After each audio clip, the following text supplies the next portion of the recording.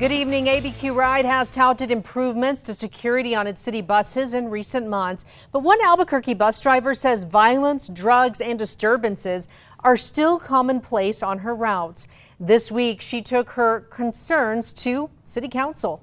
News 13's Bianca Hoops is in the Newsplex. That driver says she routinely drives along Central and says her routes never have security personnel on board.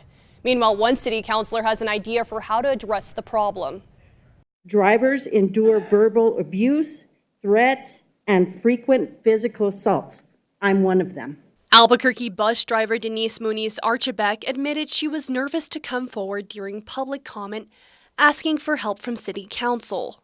After driving for ABQ Ride the past year along bus routes mainly on Central, she says the buses are being misused. Bodily fluids, urine, feces, vomit, blood, semen, alcoholic beverage, empty containers on the buses. We reached out to ABQ Ride to respond to these concerns, but they declined an interview. In a statement, they say their top priority is, quote, keeping riders, drivers, and the public safe, pointing to how they've invested the past year in safety measures, like protective barriers around bus drivers, strengthening rules for rider behavior, and deploying APD transit officers on buses.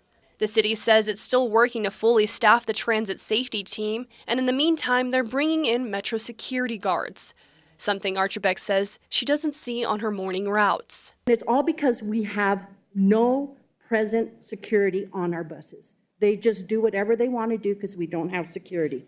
The driver also called for a change to the city's Zero Fares program, which allows anyone to ride the bus for free.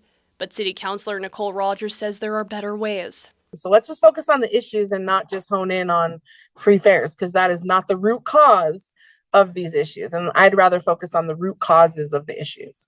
Rogers says the city needs to work on cutting down on staff turnover. She adds a solution she would like to see is trained professionals called violence disruptors who de-escalate situations like ACS. I think that will have the most impact in my district is if we can work on violence interrupters that are not only on the buses, but also in other critical areas that can work to help interrupt violence.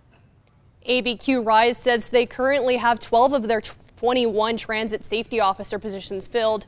The goal is to eventually fund 87 of those positions. Back to you. All right. Thank you, Bianca.